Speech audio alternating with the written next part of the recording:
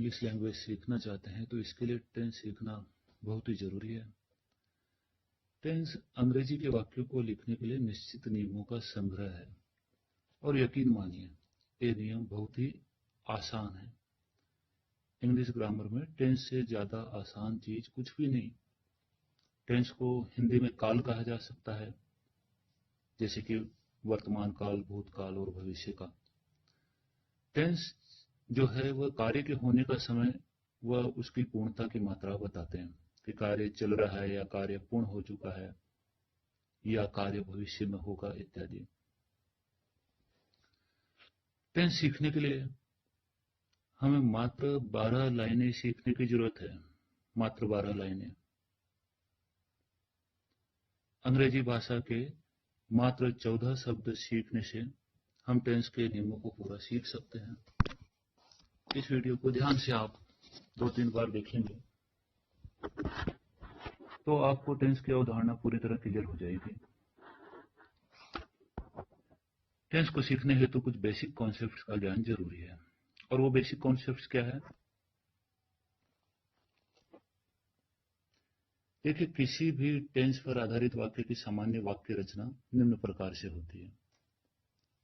सबसे पहले subject plus helping verb plus main verb plus object. तो इन बेसिक कॉन्सेप्ट में हमें पता होना चाहिए सब्जेक्ट क्या होता है, हेल्पिंग वर्ब क्या होती है, मेन वर्ब क्या होती है और ऑब्जेक्ट क्या होता है।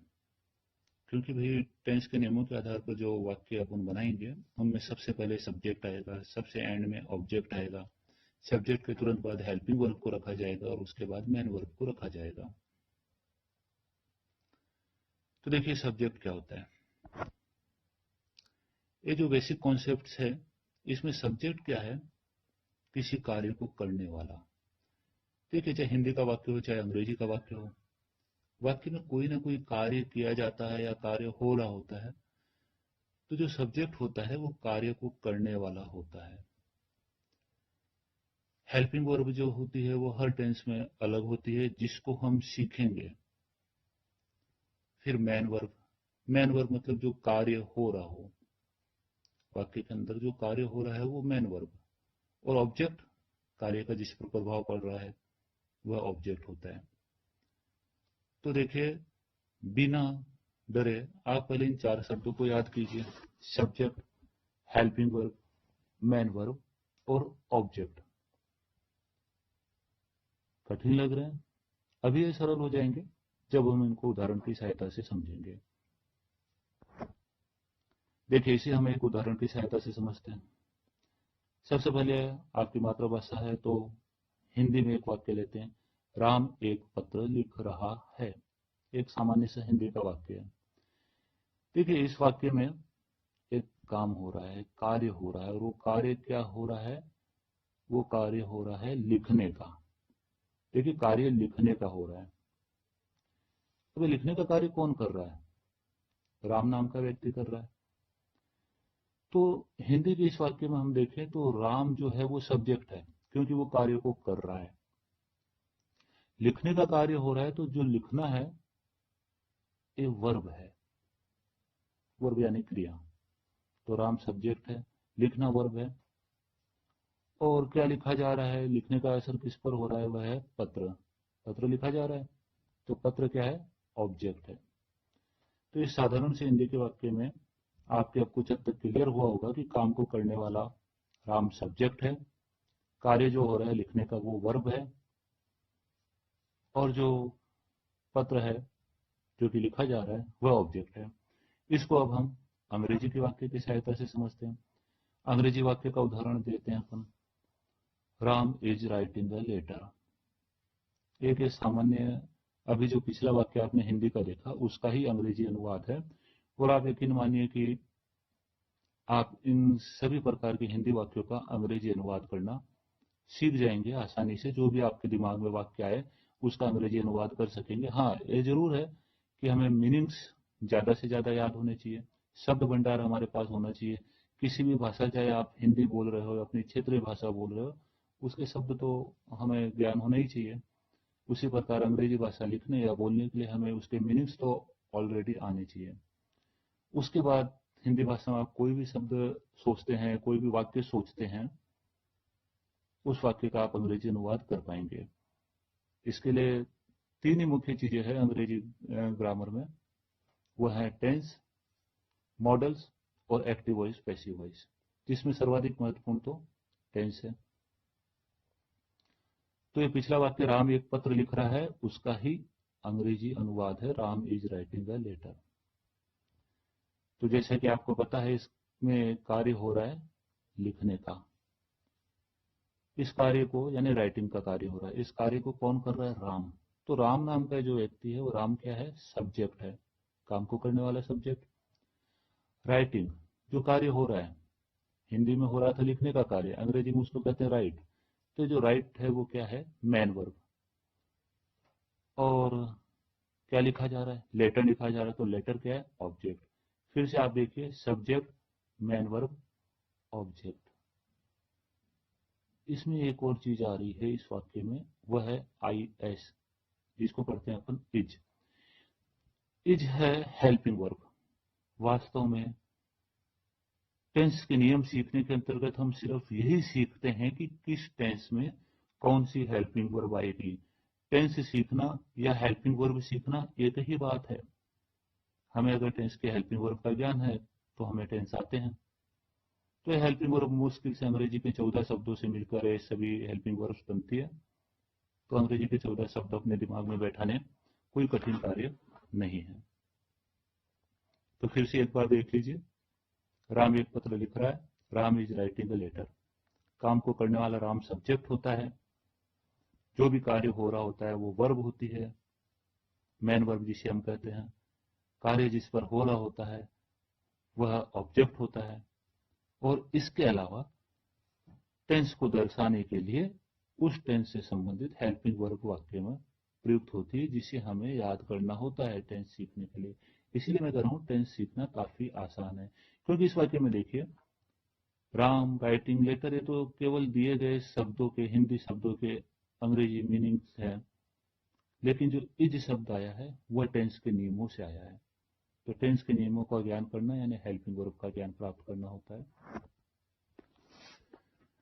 टेंस कुल कितने प्रकार के होते हैं? मुख्य रूप से टेंस तीन प्रकार के होते हैं: प्रेजेंट टेंस, पास्ट टेंस और फ्यूचर टेंस। अब देखिए, प्रेजेंट टेंस को हम हिंदी में वर्तमान काल कह सकते हैं, यानी इसमें वर्तमान की घटनाओं को बताया जाता है इसके वाक्यों से। पास्ट टेंस यानी भूतकाल की घटनाओं को दर्शाने के लिए वाक्य काम में लिए जाते हैं। और फ्यूचर टेंस के वाक्य भविष्य की घटनाओं को दर्शाने के लिए काम में लिए जाते हैं।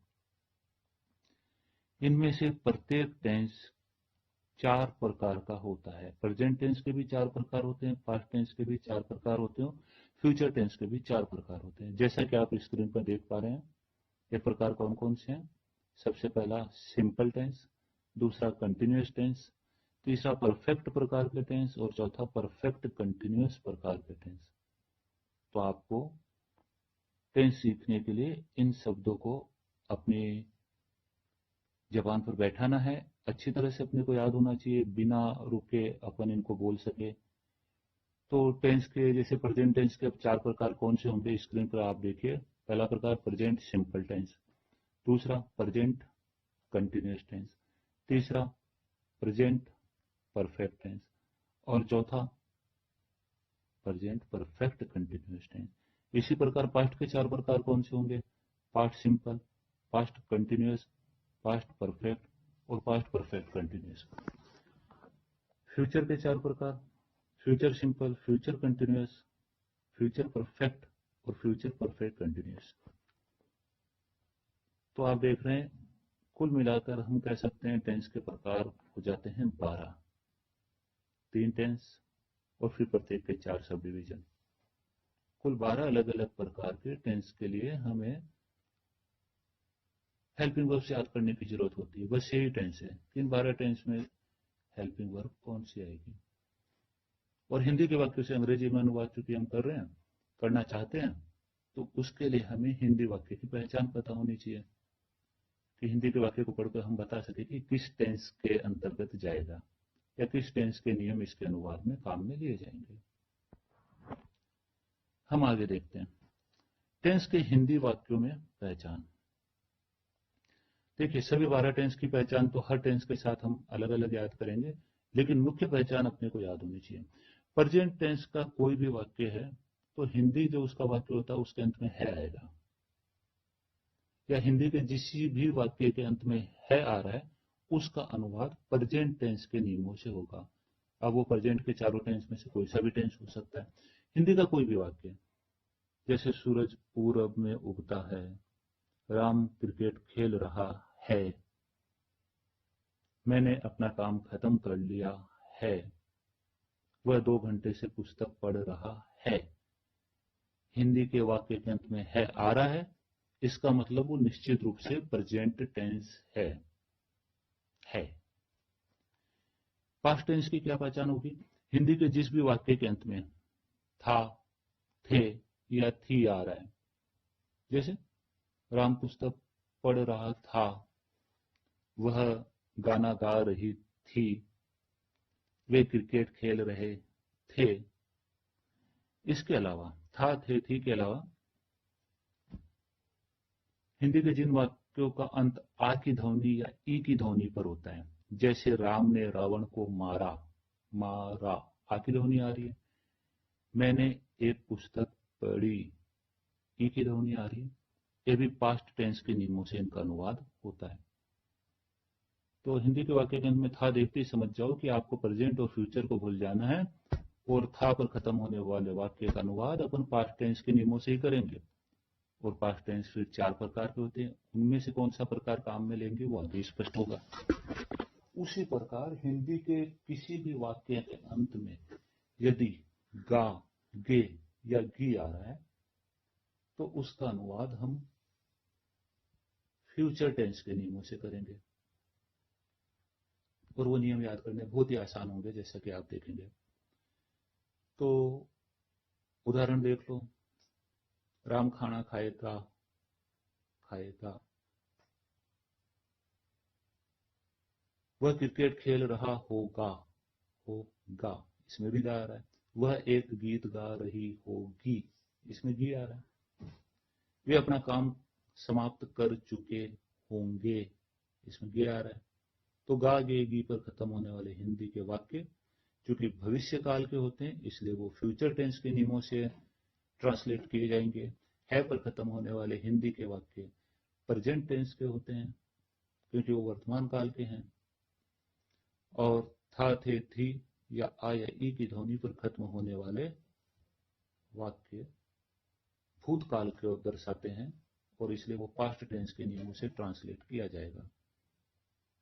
और ये नियम कुल 12 सिंपल से साधारण नियम होंगे जो कि आप जल्दी सीख जाएंगे। अगर आज अभी तक आप टेंस नहीं सीख पाए हैं तो यह सरलतम तरीका होगा टेंस को सीखने का। हमने तो अभी सीखने की शुरुआत भी नहीं की, और सीखने की शुरुआत करने के बाद आप देखेंगे कि यह काफी आसान है, ज्यादा कुछ नहीं, 12 लाइनें, 12 लाइनों में टेंस है। तो हम एक बार फिर से रिवीजन कर लेते हैं, आपको क्या क्या याद रखना है। Subject, helping verb, main verb और ऑब्जेक्ट क्या होते हैं, ये आपको अच्छी तरह से याद कर लेना है। सब्जेक्ट काम को करने वाला, हेल्पिंग वर्ब टेंस के अनुसार बदलती रहती है, मेन वर्ब जो कार्य हो रहा है वाक्य में, और ऑब्जेक्ट कार्य का जिस पर प्रभाव पड़ रहा है। सभी 12 प्रकार के टेंसों के नाम आपको याद हो जाने चाहिए, जो कि बहुत ही आसान है। मुख्य प्रकार 3 है, प्रेजेंट, पास्ट और फ्यूचर। प्रत्येक के 4 उप प्रकार होते हैं, सिंपल, कंटिन्यूअस, परफेक्ट और परफेक्ट कंटिन्यूअस। तो प्रेजेंट सिंपल एक टेंस हो जाएगा, प्रेजेंट कंटिन्यूअस दूसरा टेंस हो जाएगा, उसी प्रकार पास्ट सिंपल भी एक टेंस होता है, एक पास्ट कंटिन्यूअस होता है, और इस प्रकार कुल 12 प्रकार के टेंस, इनके नाम आपको अच्छी तरह से दिमाग में बैठा लेने। तीसरी चीज जो आपको दिमाग में सबसे पहले बैठानी है टेंस सीखना शुरू करने के पहले, कि हिंदी के वाक्य के अंत में है आ रहा है तो आप पास्ट और फ्यूचर को भूल जाओ, वो प्रेजेंट टेंस का वाक्य है। हिंदी के वाक्य के अंत में था आ रहा है तो आप प्रेजेंट और फ्यूचर को भूल जाओ, क्योंकि था मतलब पास्ट टेंस। और हिंदी के वाक्य के अंत में गा आ रहा है तो निश्चित रूप से वो फ्यूचर टेंस। और आगे हमको टेंस में सिर्फ इतना ही सीखना है। कि कौन सा वाक्य किस प्रकार के टेंस में जाएगा और कौन सी हेल्पिंग वर्ब काम में ली जाएगी। अंग्रेजी शब्दों के, अगर आपको अंग्रेजी शब्दों के मीनिंग्स पता है, हिंदी के शब्दों के अंग्रेजी में आप मीनिंग ध्यान में है, तो आप निश्चित रूप से किसी भी वाक्य का अनुवाद कर सकते हैं। अब किसी हिंदी शब्द का अगर आपको इंग्लिश मीनिंग पता ही नहीं है, तो भाई जाहिर है, तैरना जैसे, अब आपको पता ही नहीं कि तैरना को अंग्रेजी में क्या कहते हैं, अगर यह पता नहीं है तब तो भाई नहीं कर पाओगे ट्रांसलेट, कैसे करोगे? अंग्रेजी शब्द तो उसका पता होना ही चाहिए। लेकिन शब्द भंडार आपका थोड़ा सा ठीक है, तो उसके बाद आप आसानी से टेंस सीख सकते हैं और अंग्रेजी के किसी भी वाक्य को बना सकते हैं। अगले एपिसोड से हम टेंस सीखना शुरू करेंगे। हम टेंसों को उस क्रम से नहीं सीखेंगे जिस क्रम में मैंने आपको बताया। सिंपल टेंस को हम सबसे अंत में सीखेंगे, क्योंकि सिंपल टेंस नाम का ही सिंपल है, बाकी वो थोड़ा सा कठिन है। अन्य टेंस काफी सरल है, उनको पहले सीखेंगे। तो इसका अगला वीडियो जरूर देखिए आप, जहां से हम टेंस सीखने की शुरुआत कर देंगे।